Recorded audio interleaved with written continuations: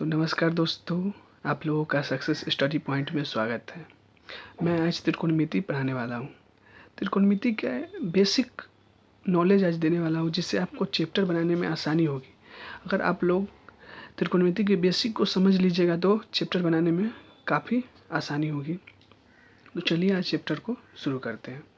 देखिए, त्रिकोणमिति कहने का मतलब है कि त्रिकोणमिति 3 शब्दों से मिलकर बना है। पहला है त्रि, दूसरा है कोण और तीसरा है मिति। वही मैं यहाँ लिखा हूँ कि पहला है त्रि, दूसरा है कोण और तीसरा है मिति।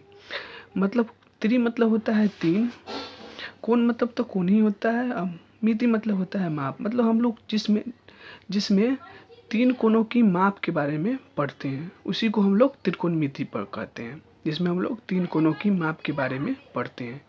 जैसे इसको इंग्लिश में बोला जाता है ट्रिगोनोमेट्री, इसे इंग्लिश में बोला जाता है। तो चलिए और देखिए त्रिकोणमिति। अब देखिए त्रिकोणमिति, त्रिभुज तो बहुत होते हैं। अब कौन त्रिभुज के बारे में इसमें स्पेशली पढ़ा जाता है, वो समकोण त्रिभुज के बारे में पढ़ा जाता है। स्पेशली इसमें समकोण त्रिभुज के बारे में पढ़ा जाता है। अब बात ये होता है कि समकोण त्रिभुज होता क्या है। तो देखिए, समकोण त्रिभुज का मैंने परिभाषा लिख दिया है। समकोण कहने का मतलब होता है 90 डिग्री। समकोण का परिभाषा होता है कि जिस कोण का माप कितना हो, 90 डिग्री हो। अब देखिए, समकोण त्रिभुज का यहाँ परिभाषा लिखे हुए हैं कि वैसा त्रिभुज जिसका एक कोण कैसी हो, एक कोण समकोण हो, मतलब 90 डिग्री का हो। यहाँ हम लिख दिया हूँ कि समकोण मतलब 90 डिग्री, जिसका एक कोण कैसी हो, समकोण हो, उसे हम कैसे बोलते हैं, उसे हम समकोण त्रिभुज कहलाता है। वह समकोण त्रिभुज कहलाता है। अब देखिए, समकोण त्रिभुज होता कैसे है, मतलब कैसा दिखता है। देखिए, समकोण त्रिभुज ऐसे बनता है।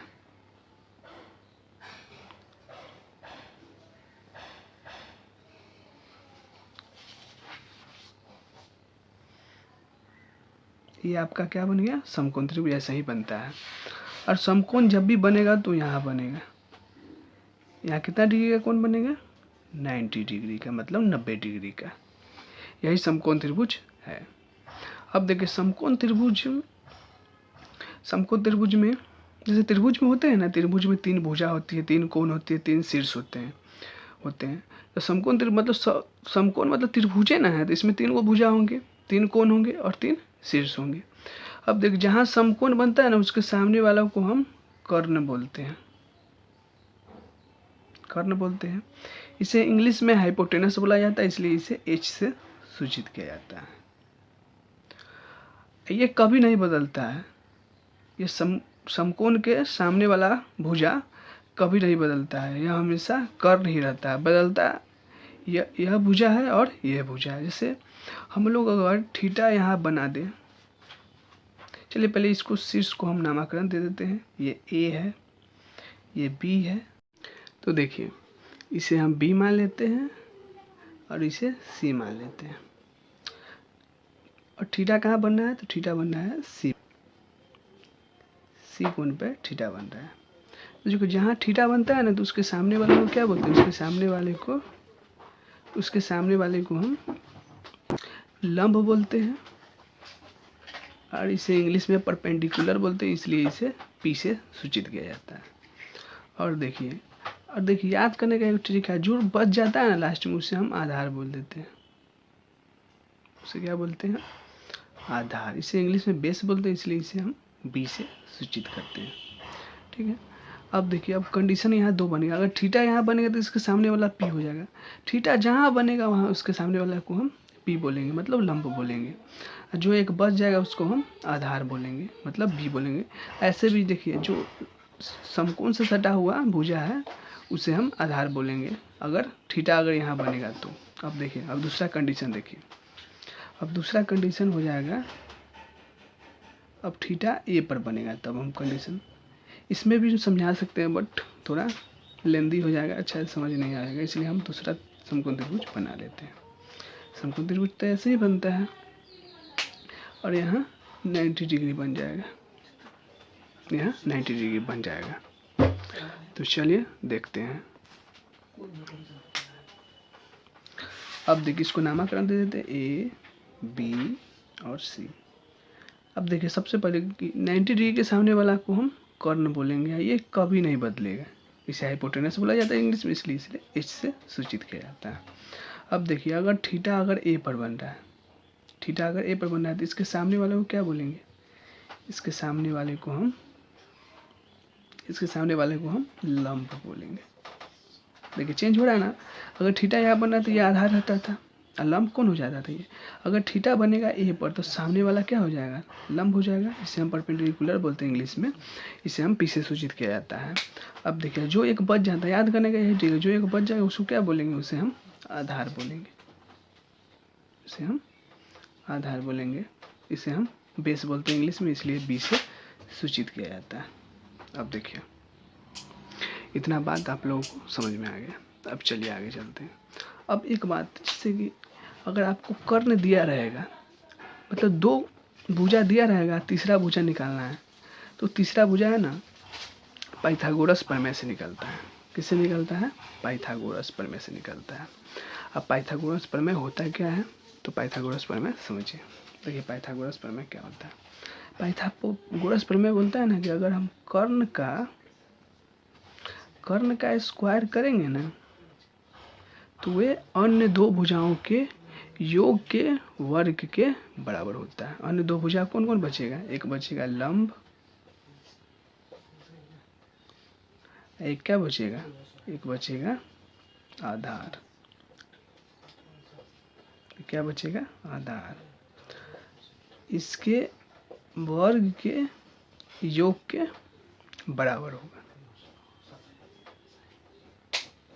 योग के बराबर होता है। पाइथागोरस प्रमेय यही बोलता है कि अगर हम कर्ण का स्क्वायर करेंगे तो अन्य दो भुजाओं के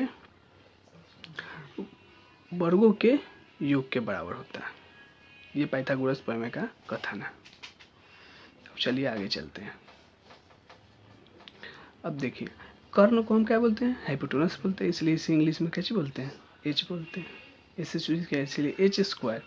लंब को हम पी बोलेंगे तो यहाँ पी स्क्वायर हो जाएगा, प्लस आधार को बी बोलते हैं तो क्या हो जाएगा, बी स्क्वायर हो जाएगा। अब देखिए ये सिंपल शॉर्ट में लिखने का यही ट्रिक है, यही शॉर्ट में लिखने का ट्रिक। अब बताइए, अब देखिए अगर एच निकालना है, अगर दो भुजा मालूम है, एच निकालना है और दो भुजा मालूम है, दो भुजा मालूम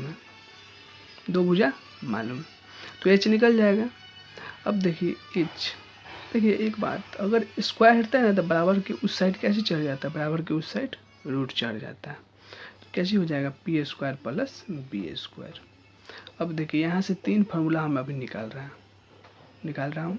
जैसे देखिए, जैसे कि अगर एच तो निकालने का फार्मूला पता चल गया, अगर हमको पी निकालना है, एच और बी पता है, तो पी कैसे निकलेगा, तो पी निकालने का फार्मूला हो जाएगा पी स्क्वायर बराबर H square minus B square. ये फार्मूला आपको याद करना पड़ेगा। आप देखिए अब पी अगर यहाँ से स्क्वायर हटाएंगे तो इधर कैसे चढ़ जाएगा, इधर रूट चढ़ जाएगा। स्क्वायर हटता है ना तो बराबर के उस साइड रूट चढ़ ही जाता है। अब देखिए यहाँ से अगर b निकालना है, ये दोनों पता है, तो b निकालने का फॉर्मूला क्या चाहिए, बी स्क्वायर बराबर हो जाएगा H square minus P square. देखिए एच सबसे बड़ा होता है इसलिए सबसे आगे एच रहता है, ठीक है। अब देखिए इधर से अगर यहाँ से अगर स्क्वायर हटेगा तो इधर क्या चढ़ जाएगा, इधर रूट चढ़ जाएगा। आप एच की जगह पर ये भी फॉर्मूला लगा सकते हैं, ये भी लगा सकते हैं। अगर हम ये लगाएंगे तो फिर बाद में तो स्क्वायर हटा के रूट चढ़ाना ही पड़ेगा, तो बेटर है कि यही लगाएं फार्मूला, ये लगाएं, बेटर है कि यही लगाएं, क्योंकि स्क्वायर हटाने के बाद तो रूट बराबर के उधर तो रूट चढ़ाना ही पड़ता है, इसलिए बेटर होगा कि आप ये लगाएं, ये से फॉर्मूला लगाएं और इसे याद करना पड़ेगा। जैसे हम क्वेश्चन समझाते हैं, जैसे देखिए, जैसे अगर ये समकोण त्रिभुज है, ये समकोण त्रिभुज है, यह 90 डिग्री बन रहा है।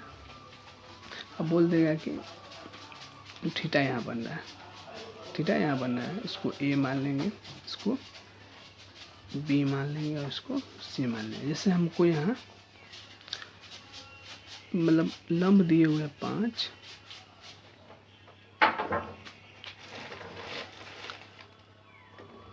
और ये और आधार दिए हुए 3, तो हमको एच निकालना है। तो एच निकालने का फार्मूला देखिए कैसे होगा।